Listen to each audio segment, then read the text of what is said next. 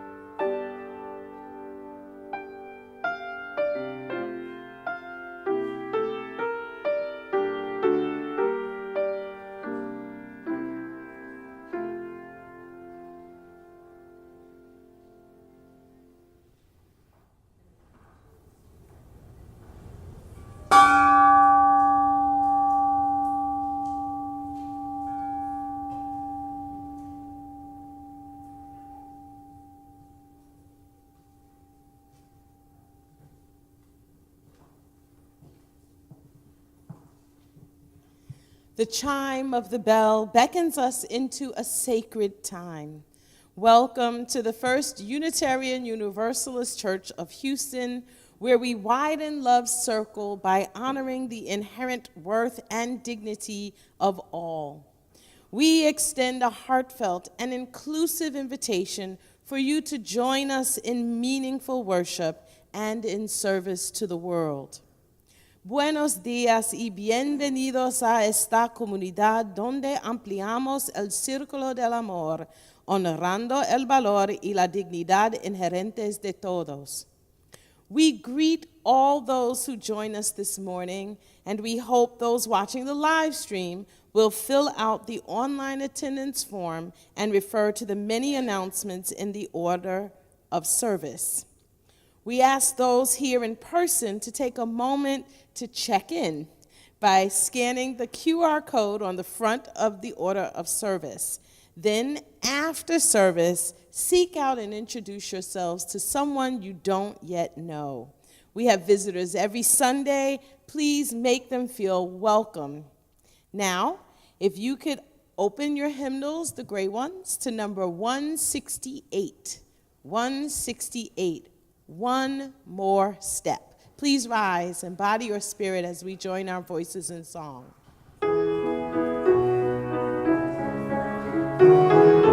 We'll sing verses 1 through 4.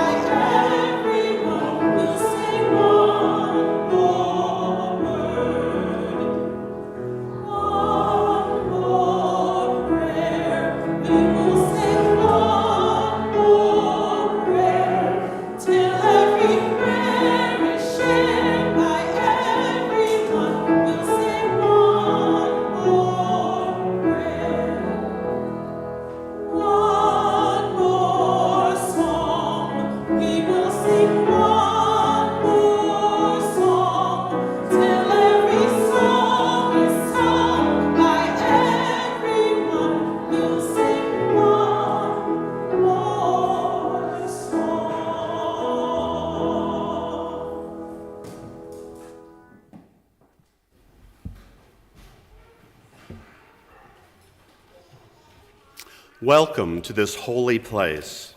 We are Unitarian Universalists. In this holy place, we strive to widen love's circle. We hold dear 7 values. They do not tell us what we should believe. They tell us how we should be. Our value of pluralism celebrates that we are all sacred beings, diverse in culture, experience, and theology. I was reminded of this value when I heard these words from Pope Francis' final Easter message. On this day, I would like all of us to hope anew and to revive our trust in others, including those who are different than ourselves, or who come from distant lands, bringing unfamiliar customs, ways of life, and ideas. For all of us are children of God. Welcome to this holy place. You are a sacred being. You are loved. Come, let us worship together.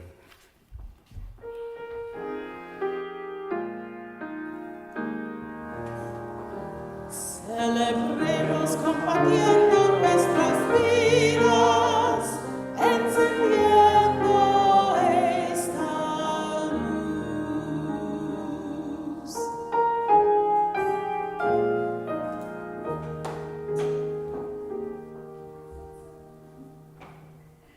Join me now to recite the Congregational Covenant with the words set forth in your order of service. Love is the spirit of our congregation, Service is our prayer. To dwell together in peace, to seek truth in love, and to encourage one another. Thus do we covenant.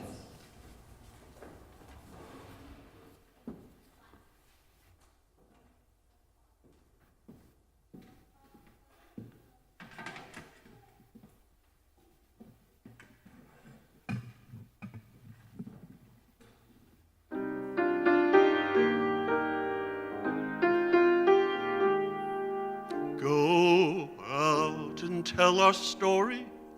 Let it echo far and wide. Make them hear you. Make them hear you. How justice was our battle and how justice was denied.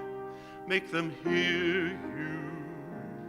Make them hear you. And say to those who blame us for the way we chose to fight, that sometimes there are battles that are more than black or white. And I would not put down my sword when justice was my right. Make them hear you. Make them hear you.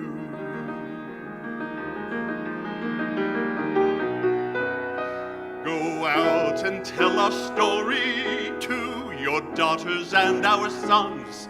Make them hear you. Make them hear you. And tell them in our struggle we were not the only ones. Make them hear you. Make them hear you. Your sword can be a sermon or the power of the pen.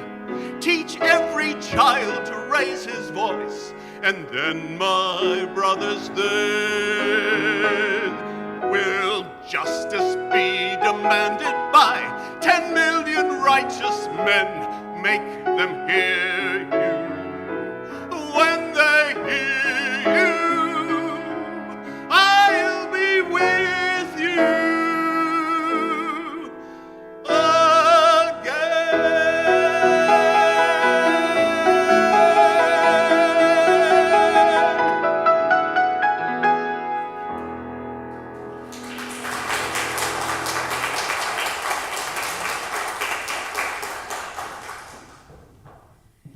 And now it's time for our little ones, our young people, to come and follow John in the back. He's going to take you to religious education classes. And we love you, and we'll see you later on this morning. Please join and sing as we send our children off. As you go, make choice around you. As you go in peace. Know our love is with you always. As you go, as you go.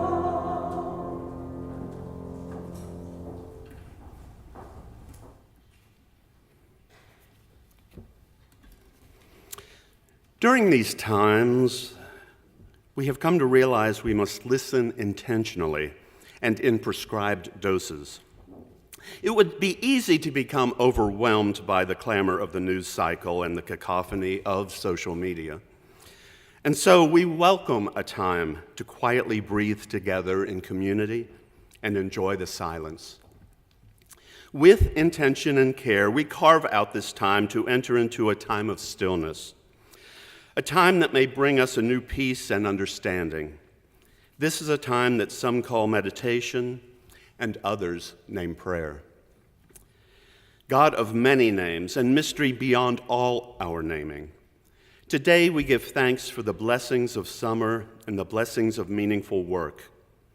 Our hearts go out to those who are willing to do the hard work others reject and work for less than others will accept, and who are now fearing for their lives and livelihoods, their homes, and their families.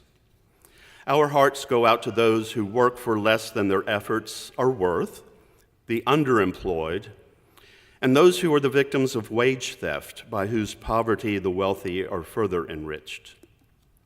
Our hearts go out to those who steadfastly work at unfulfilling jobs and have set aside their dreams in order to provide for those they love.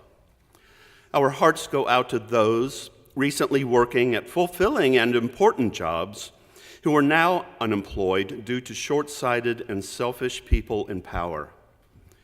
Our thanks go to those who work at home, care for the children, and provide support so that others in the family might provide a paycheck. We give thanks for work that fulfills and inspires and provides days full of worth and usefulness.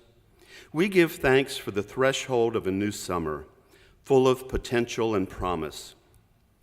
We give thanks for the green of the leaves and the warmth of the sun. May we remember these when burdened with life's disappointments. We pray in the names of all those known and unknown, present and absent, remembered and forgotten. We pray in the names of all helpers of humankind. Amen.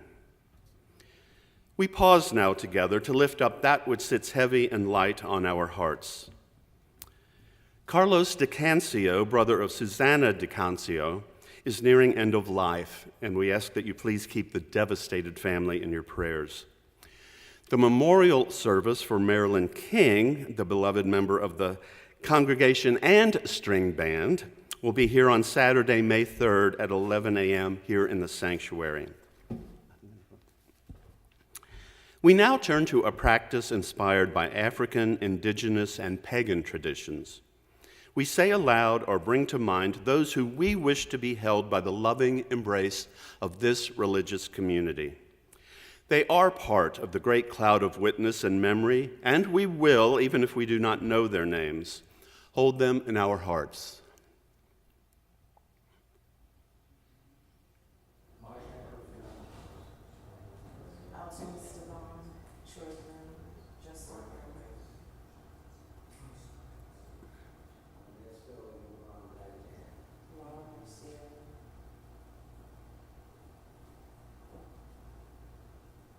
In this great cloud of witness and memory, amid this beloved community, we hear these names and hold them in our hearts. Let us remember the suffering and joy amid and among our community that we do not know. We now enter into a time of stillness. Powerful action may come from sitting still. In the words of the poet Rumi, when I run after what I think I want, my days are a furnace of distress and anxiety. If I sit in my own place of patience, what I need flows to me without pain. In the spirit of love, hope, and compassion, we invite that radiance and enter into a time of silent prayer, meditation, and transformation.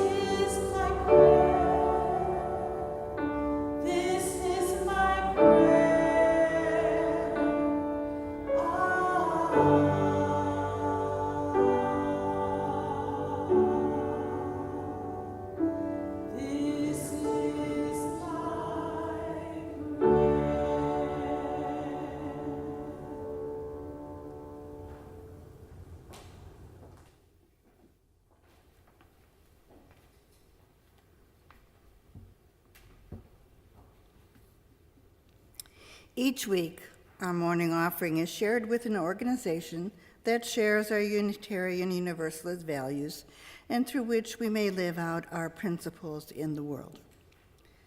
This week, we are donating to the Forgotten Third. Within 3 years of their release, 2 out of 3 former prisoners are rearrested, and more than 50% are incarcerated again. And 1 out of 3 that become successful are often forgotten and not provided a platform or opportunity to share their successes.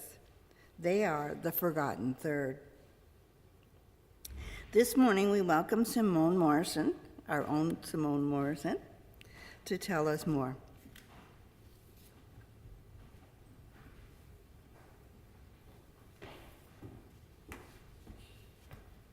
Good morning, everyone. My name is Simone Morrison, and I'm excited to share about my Eagle Project and the cause that inspired it. For my Eagle Project, I am building a podcast table for the Forgotten Third.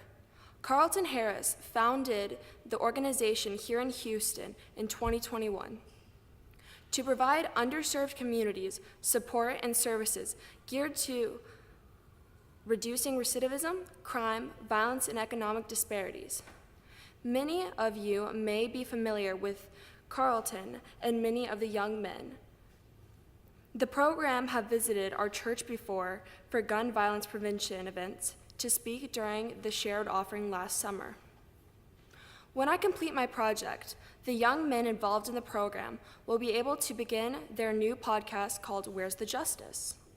Focus on reducing gun violence by discussing solutions to everyday problems they encounter. I truly believe in the significance of their efforts, and I hope that through the project, we can help them reach even more people.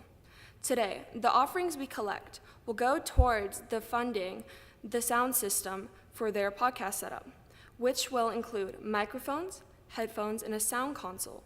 This will ensure a quality broadcast and give them the tools they need to make an even bigger impact. I'm incredibly grateful for the opportunity to come here today and share this project with all of you. Your support and generosity means the world to me and the Forgotten Third. Thank you so much.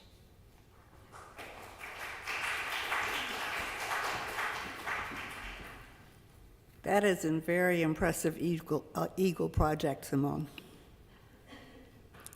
Those in our sanctuary will find the instructions for text giving in the order of service next to the name of the shared offering recipient, and those watching the live stream will see the instructions on your screen.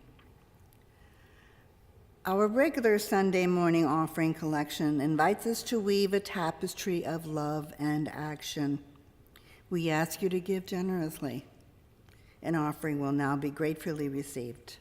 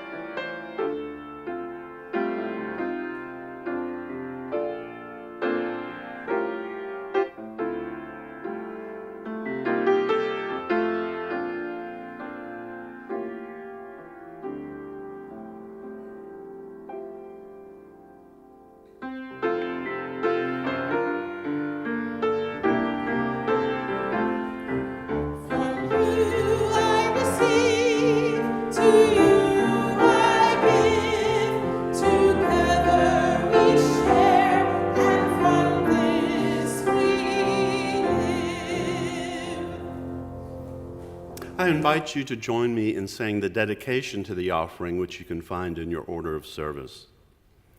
To the work of this church, which is weaving a tapestry of love and action, we dedicate our lives and these our offerings.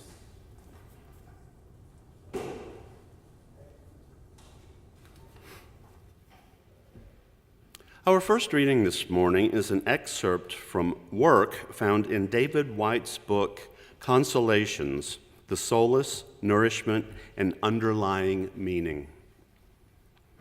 Work, among all its abstracts, is actually intimacy, the place where the self meets the world. Work is intimacy and discovery even through the boredom, even through the imprisoning necessities of toiling for another, even through the traumas of rejection and dissatisfaction, even through being badly recompensed. Distance and dissatisfaction in our work is only the inverse measure and mirrored representation of the ancient and heartfelt human need to be needed, to be seen, to give something to another, to come alive through our contribution to the visible world, through finding something interesting in our work, something a little more rewarding, a little more satisfying, and perhaps even intriguing and mysterious, and something, especially, we want to make somehow completely our own, whether we work for ourselves or for another. Here ends the first reading.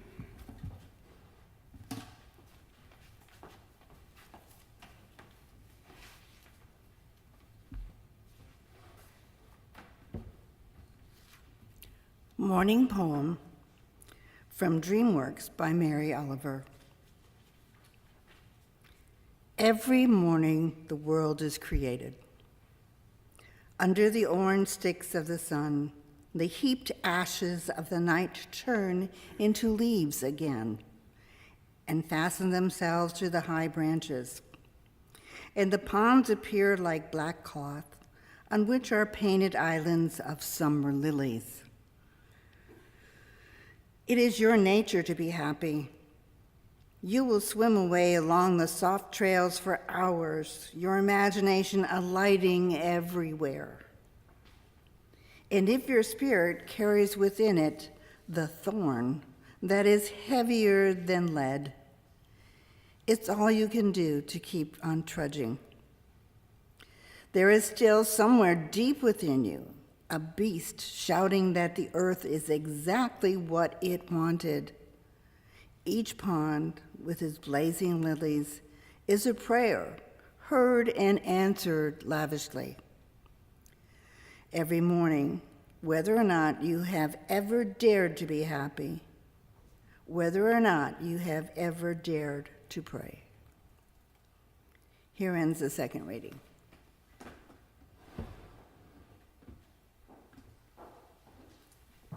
I invite you to open up your hymnals once again to number 170.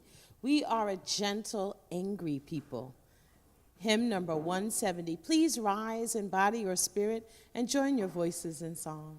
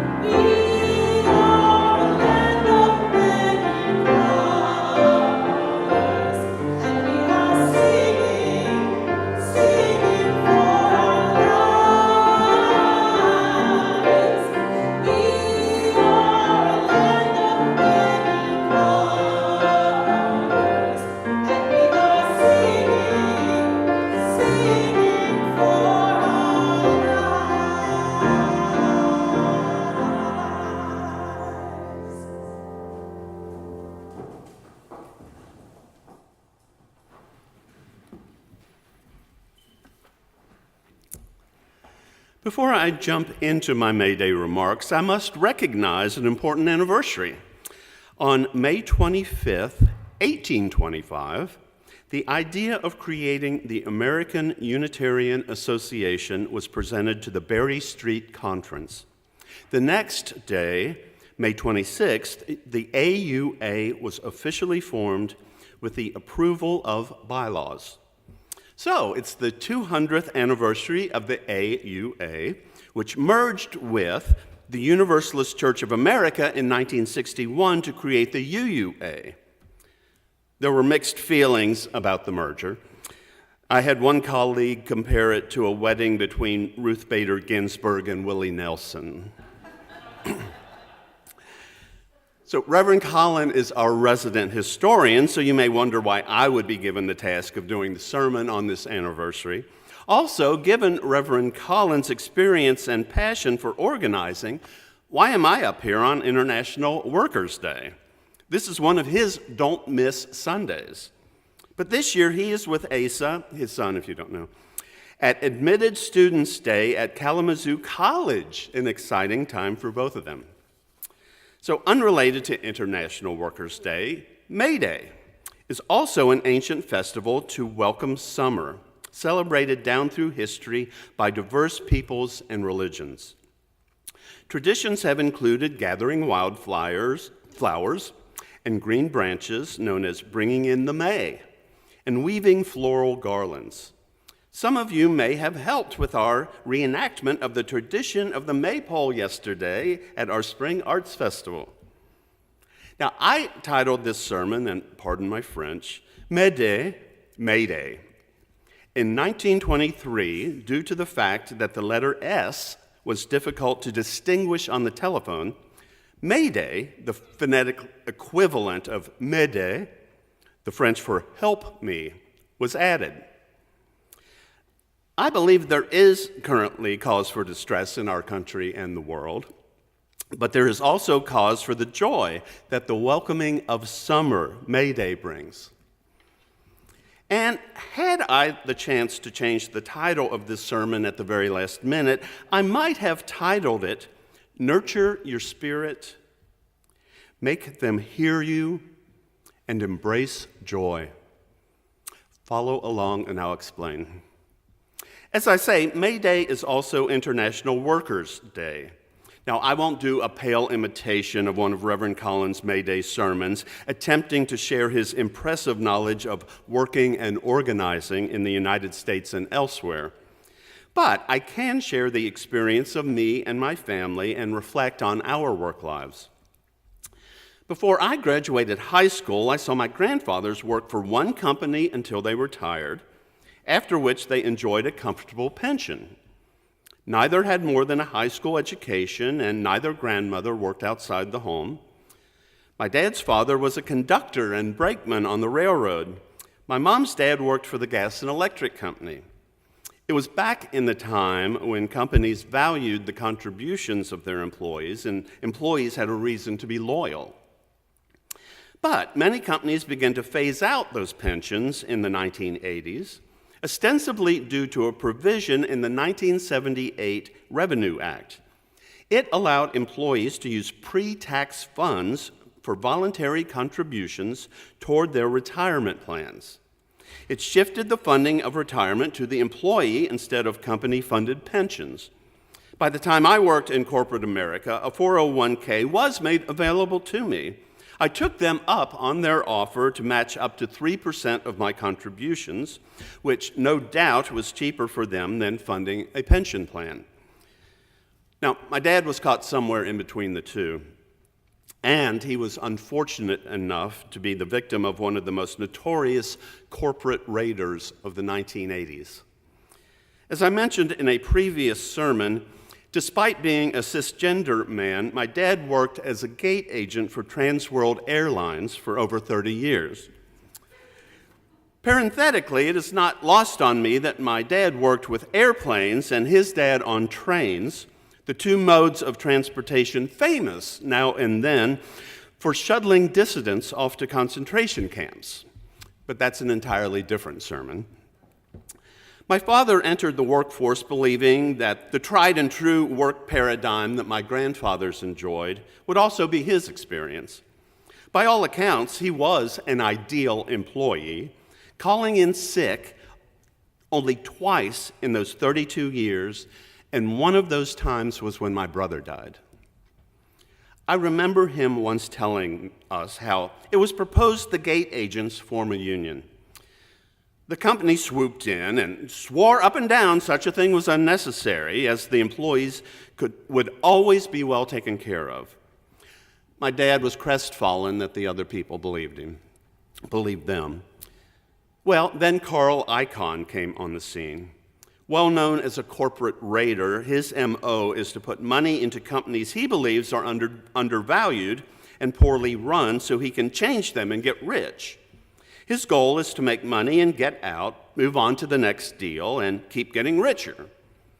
Which, if you leave the company in better shape than you found it and respect the employees, may not be an inherently bad thing. Except, Icahn is a notoriously short-term thinker, not concerned with the long-term interest of a business, and he works solely in his own self-interest. According to airline blogger Brett Snyder, Icahn would go on to squeeze everything he could from the airline in order to make money for himself. He moved the headquarters, sold the prized London routes, stripped other assets, and left the airline in an even weaker position than when he found it. In 1992, TWA went bankrupt. During the bankruptcy, it came out that Icahn's TWA had underfunded the airline's pensions by more than $1 billion. The Pension Benefit Guarantee Corporation threatened to sue him, but instead they settled. Icahn agreed to lend the airline $200 million and contribute millions to the pension fund. He also agreed to resign. Doing a bit of forensic accounting, my sister ascertained that my dad's pension had apparently been turned into an annuity, and he received less than a quarter of what he should have each month for years, which wasn't a lot to begin with. It made retirement difficult. Carl Icahn's current worth, however, is approximately $7 billion. In the book of Genesis in the Hebrew Bible, Jacob was in love with Rachel, and her father, Laban, made him work for 7 years to receive her hand. The father tricked Jacob into marrying his eldest daughter, Leah, instead. I think it involved veils and the darkness of night. Anyway, Jacob then worked an additional 7 years to take Rachel as his second wife. Now, if you're like me, you may know this story best from a scene in Fiddler on the Roof. Perchik, the Marxist revolutionary, teaches Tevia's daughters that the moral of this particular Bible story is to never trust an employer. Now, while I might not paint with such a broad brush, nor use the word never, my father's experience certainly made me cynical about how corporations treat employees. And while Icahn got concessions from other unions, I believe my father would have been in a better situation had they joined one. Most of my pre-ministerial work was for a family-owned company that had a healthy employee stock ownership plan, or ESOP. I entered the workforce out of college long before I saw what happened to my dad. I arrived with an overabundance of naivete, having been weaned on Disney movies where the industrious, good-hearted person would be rewarded for their efforts. I quickly learned that companies are only all too happy to let employees work for as little as they can get by with. Being a family-owned company, I saw firsthand how ridiculous the anti-DEI claim that we should get back to merit-based hiring and promotions is. People have never been hired solely on who is best for the job. Those who cast movies are often tasked with finding the biggest box office draw who could conceivably play the role, which is why we didn't have Barbara Cook in the movie The Music Man, or Carol Channing in Hello, Dolly. Now, while I would never question the immense talents of either Shirley Jones or Barbra Streisand, My point is that there are always other considerations when casting or hiring or promoting. Similarly, the family members who ascended the corporate ladder via an elevator at my company were talented, hardworking people. But so were a lot of other people who did not ascend at that rate and often worked for many years hoping to be noticed and rewarded with a promotion. There are always other considerations when casting or hiring or promoting. DEI was put there to make sure qualified people are considered for jobs. The current presidential cabinet is a perfect example of why they don't want qualified women or women of color standing in the way of unqualified straight white men. In my experience, there has been very little hiring based exclusively on merit. My work experience also showed me that companies will give a responsibility to the person making the least amount of money who won't mess it up. At Parkland, unlike many hospitals, the chaplains would handle morgue duty, which means releasing the bodies to the funeral homes when they came to pick them up. You can easily imagine why you wouldn't want mistakes while doing this. No one wants a call from a funeral home saying they have the wrong body. The people making the least amount of money who could be trusted doing this were the chaplains. I noticed a similar technique at my very first job, waiting tables at Frisch's Big Boy, the Cincinnati counterpart to Shoney's. We worked for what I remember as half of minimum wage since we were tipped employees. Back then especially, it was an embarrassingly small amount of money. The wait staff was assigned what was called side work, which we were to do while not tending to diners.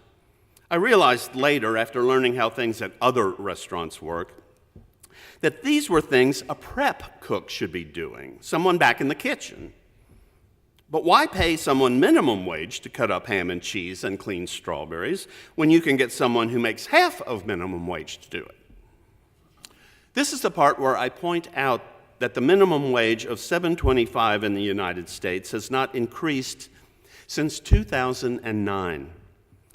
According to an investment and banking website, a full-time worker earning minimum wage would make just over $15,000 annually, which is right about the poverty level in the United States.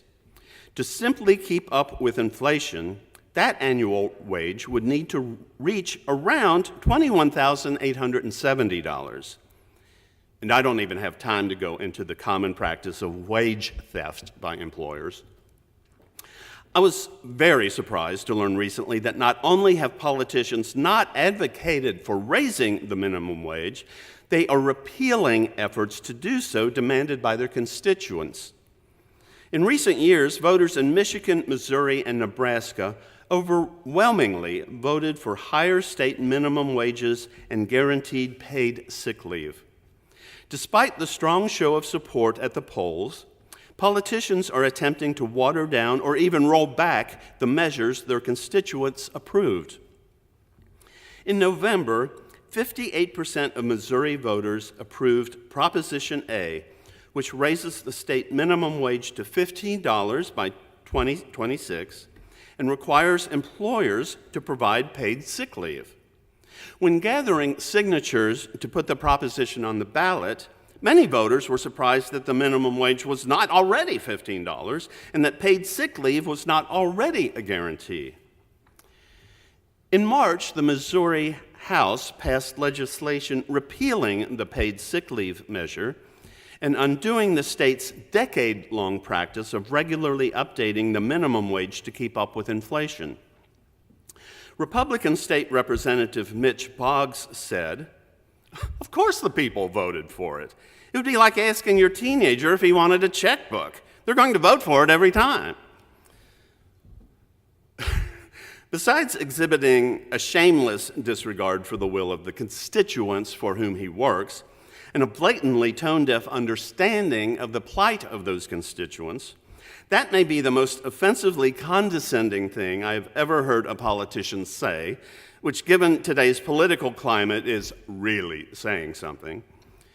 But sadly, people will continue to vote for such people instead of woke candidates who might actually work on their behalf. So I suppose I'm sounding rather cynical. I'm both afraid and sad. It's really easy to do these days. It's been said that preachers preach what they themselves need to hear, which is why even after recognizing the mounting problems in the workplace and the world, and bracing myself to not become numb to the chaos, I must remind myself to find not only hope, but joy. There's a quote that originated during the AIDS crisis, another time when many found it difficult to remind themselves of hope. Bury your friends in the morning, protest in the afternoon, and dance all night. Spiritual blogger Gilerio Deckel wrote, "They buried their lovers, their friends, and their mentors who were killed by a plague that the government refused to acknowledge. They did not stop at mourning. They organized, marched, rioted, and made the world listen. And yet, they knew resistance was not enough because survival alone is not a revolution. Joy is. They refused to let grief and rage consume them. They lived, they loved, they created, they laughed, and they danced. Because to dance, to revel in the beauty of life, even in the face of death, is an act of defiance."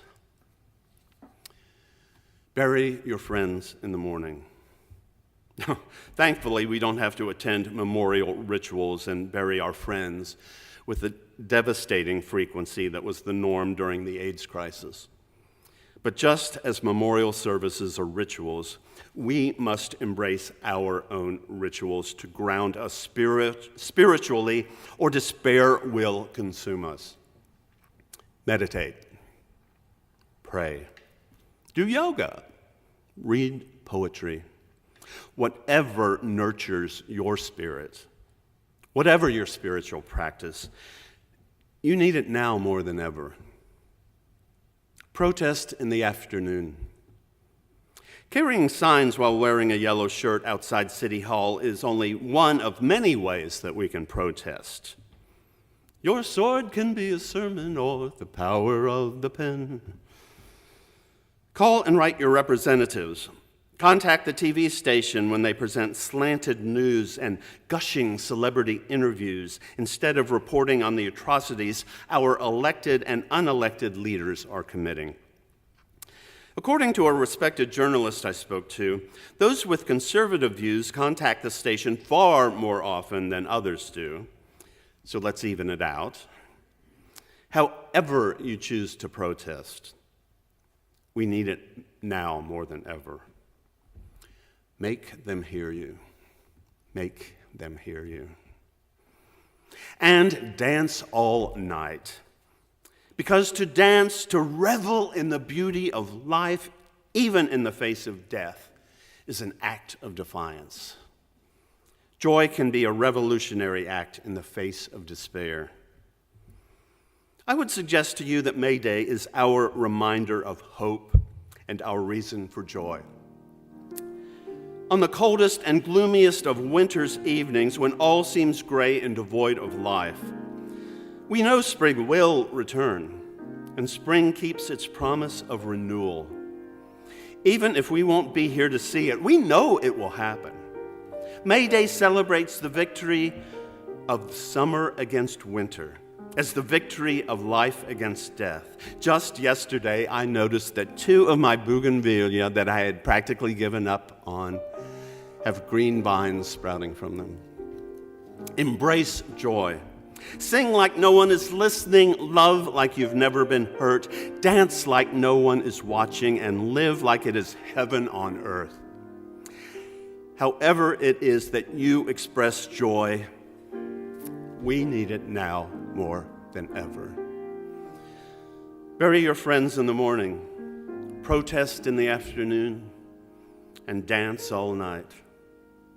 Nurture your spirit, make them hear you, and embrace joy.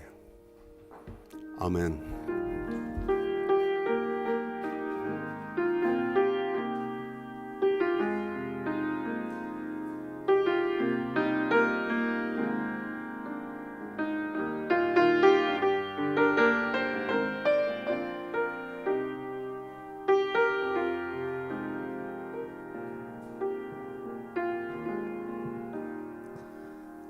I invite you to open your hymnals to number 157. 157. Step by step, the longest march. We'll sing this 2 times through. Please rise in body or in spirit and lift your voices loudly in song.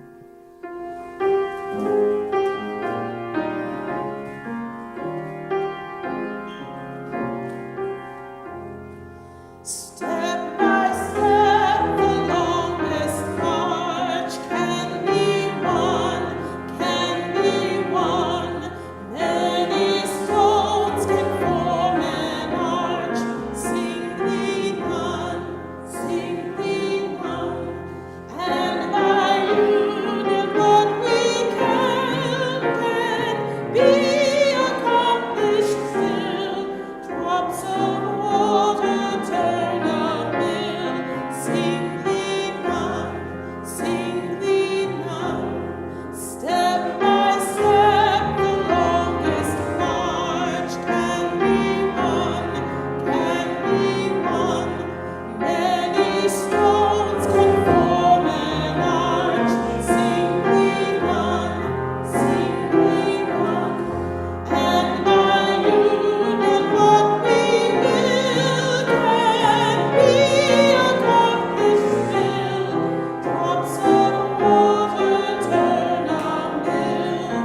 Sing thee none, sing thee none.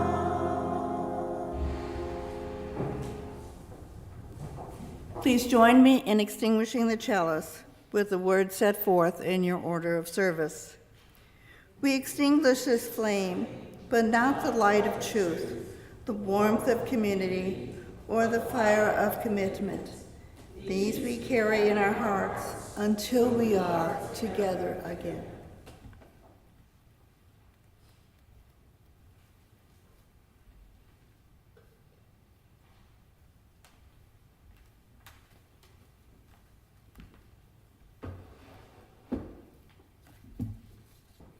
I've chosen for our benediction these words by Dorothy Day. What we would like to do is change the world, make it a little simpler for people to feed, clothe, and shelter themselves. By fighting for better conditions, by crying out unceasingly for the rights of the workers, the poor, or the destitute. We can, to a certain extent, change the world. We can work for the oasis, the little cell of joy and peace in a harried world.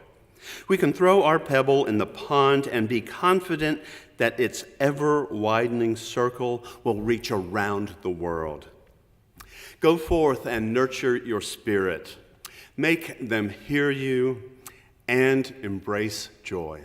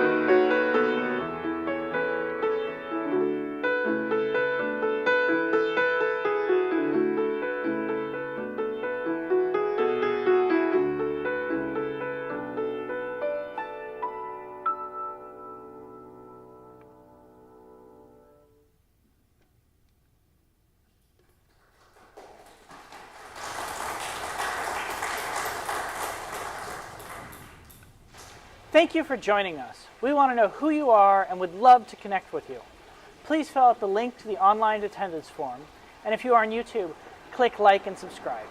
If you're interested in joining our congregation, email us at membership@firstuuhouston.org. Thanks so much.